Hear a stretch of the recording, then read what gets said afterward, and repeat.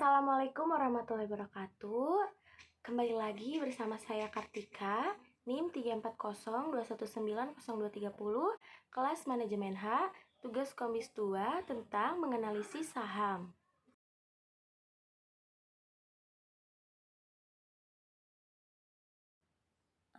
Soal pertama itu untuk praktik komputer bisnis 2. Yang pertama menganalisis saham, yaitu menganalisis saham fundamental dan analisis teknikal. Metode analisis perusahaan yang didasarkan pada faktor-faktor fundamental ekonomi suatu perusahaan termasuk sisi kinerja keuangan dan bisnis perusahaan. Teknis ini menitik beratkan pada rasio finansial dan kejadian-kejadian yang secara langsung maupun tidak langsung mempengaruhi kinerja keuangan perusahaan. Sebagian besar pakar pendapat teknik analisis fundamental lebih cocok untuk membuat keputusan dalam memilih saham perusahaan mana yang dibeli untuk jangka panjang. Analisis fundamental dibagi dalam 3 tahap analisis, yaitu analisis ekonomi, analisis industri, dan analisis perusahaan. Ekonomi merupakan salah satu analisis yang digunakan pada model teknik fundamental. Analisis ini cenderung digunakan untuk mengetahui keadaan-keadaan yang bersifat makro dari suatu keadaan ekonomi. Unsur-unsur makroekonomi yang biasa dianalisis melalui analisis ekonomi ini adalah faktor tingkat bunga, pendapatan nasional suatu negara, kebijakan moneter, dan kebijakan fiskal yang diterapkan oleh suatu negara. Analisis ini digunakan untuk mengetahui potensi dari faktor makro yang pastinya menjadi salah satu faktor yang memengaruhi tingkat pengembalian dari investasi. Alasan mengapa kebijakan moneter dapat mengaruhi return saham yang diterima dikarenakan oleh besar kecilnya tingkat jumlah uang yang beredar. Jika jumlah uang beredar semakin tinggi, maka terdapat kecenderungan meningkatnya kegiatan perekonomian secara keseluruhan. Hal ini dikarenakan perusahaan-perusahaan mendapatkan suplai uang yang tinggi dari biasanya. Ketika suplai uang tinggi, maka kegiatan operasional yang bersifat profit oriented juga akan meningkat dan otomatis akan membuat laba perusahaan meningkat pula. Hal ini pada gilirannya nanti akan meningkatnya return saham dari perusahaan yang bersangkutan. Selanjutnya ada analisis industri. Analisis industri pada dasarnya adalah penilaian terhadap peluang dan ancaman lingkungan kompetitif yang dapat mempengaruhi kesuksesan perusahaan. Lingkungan kompetitif mempengaruhi profitabilitas sebuah industri yang pada akhirnya berpengaruh juga terhadap yang didapat perusahaan. Nah, analisis industri umumnya membantu perusahaan secara tidak langsung dalam perumusan strategi. Hasil analisis memberikan konteks di mana strategi dirumuskan. Analisis industri mengidentifikasi isu-isu relevan yang dihadapi perusahaan dalam perumusan strateginya. Misalnya, perusahaan dapat mengidentifikasi kekuatan apa yang cenderung melemahkan strategi mereka. Dan selanjutnya ada analisis perusahaan. Analisis perusahaan diarahkan untuk mengetahui apakah saham suatu perusahaan layak dijadikan pilihan investasi.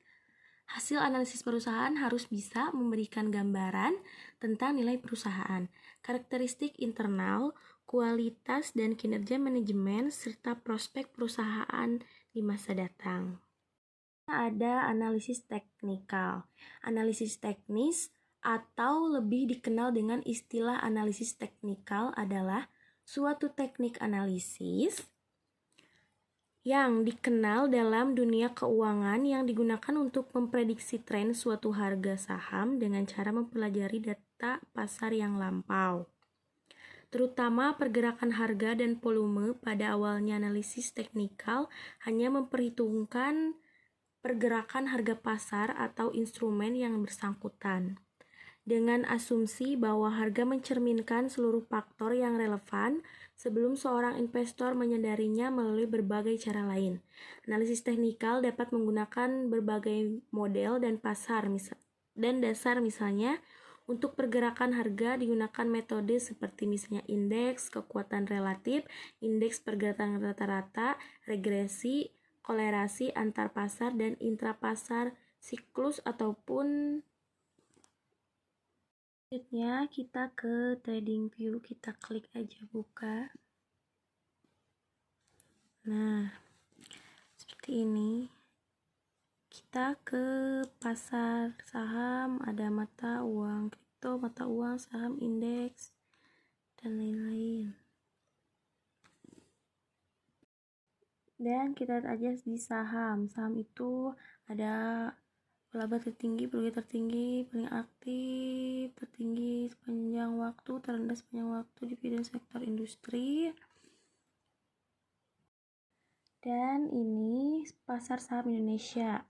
Perusahaan terbesar berdasarkan cap pasar saham Indonesia menunjukkan nilai dari sebuah perusahaan dengan mengalihkan harga saham dengan jumlah saham yang belum terlunaskan.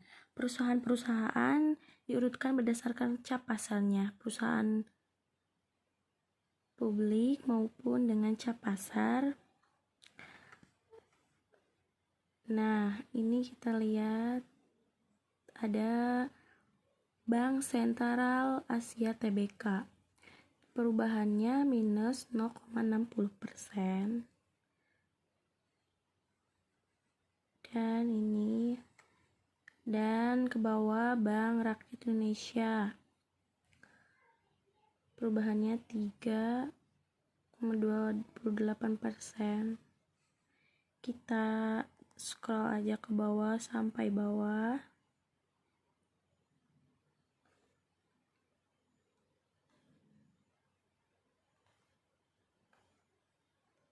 Sampai ini. Gaya Abadi Sempurna Tbk atau SLIS. LSIP maksudnya.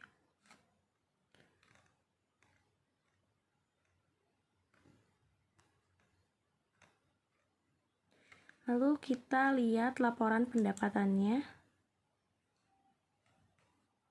Nah, sekarang kita di laporan pendapatan. Laporan pendapatan Bank Sentral Asia Tbk yaitu 84 triliun. Dan Bank Rakyat Indonesia 145 triliun. Telkom 135 triliun. Lanjut kita ke neraca keuangan. Nah, neraca keuangan Bank Sentral Asia Tbk yaitu asetnya paling besar 285 triliun. Dan Bank Rakyat Indonesia 250 triliun. Kita lihat sekarang pelaba tertinggi.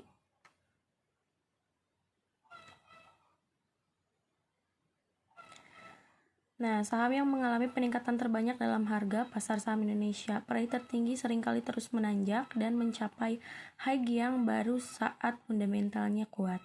Saat sebuah saham terus membuat high yang baru, maka perlu diperhatikan terdapatnya kemungkinan retracement terjadi. Halaman ini memungkinkan saya untuk melihat SOK dengan perolehan tertinggi dalam sebuah kilasan cepat. Dan ini pelaba paling tertinggi. Ini ya, isi media Asia Tbk. Sekarang kita lihat perugi tertinggi. Perugi tertinggi yaitu saham yang telah kehilangan sebagian besar nilainya. Pasar saham Indonesia. Perugi tertinggi adalah sebuah daftar dari penurunan persentase terbesar. Saham dapat terus meneruskan pergerakan turunnya yang menjadikannya penting untuk mengidentifikasi alasan mengapa saham tersebut jatuh. Kebanyakan trader memilih untuk membeli saat harga rendah dan menjual saat harga tinggi, dan kami menyediakan alat untuk melakukannya. Nah, perugi tertinggi yaitu Duta Inti Daya Tbk. Ini kita lihat laporan pendapatannya. Nah,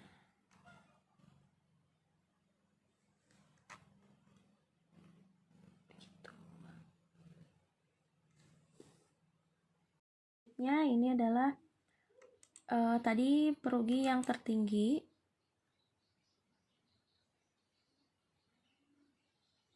Sekarang paling aktif. Yang paling aktif, lihat daftar dari saham-saham dengan volume tertinggi dalam sebuah kilasan cepat. Volume trending seringkali memunculkan dengan level-level titik pivot. Volume seperti itu seringkali hasil sejumlah besar. Yang paling aktif yaitu Smartfren Telkom Tbk. Perubahannya minus 4,40%.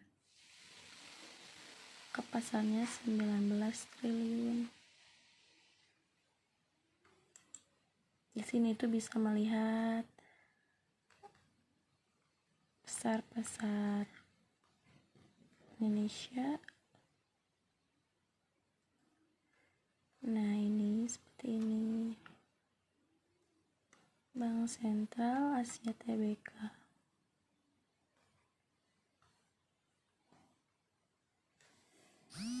Selanjutnya kita ke sini. Ini ya.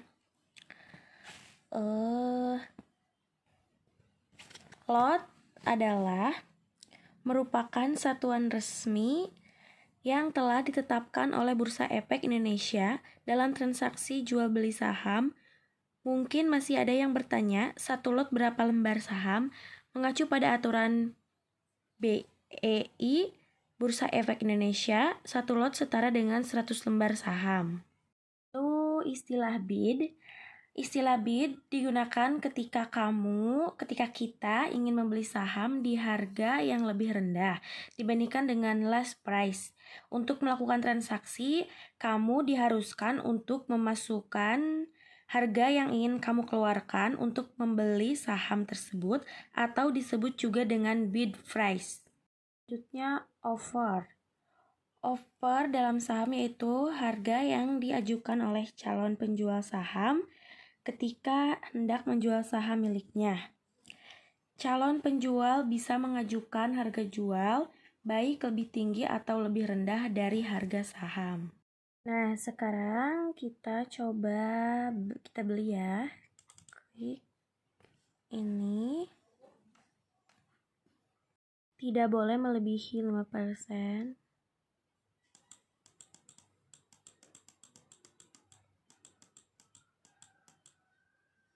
Nih. Lalu kita order. Dan ini ya. Itu area.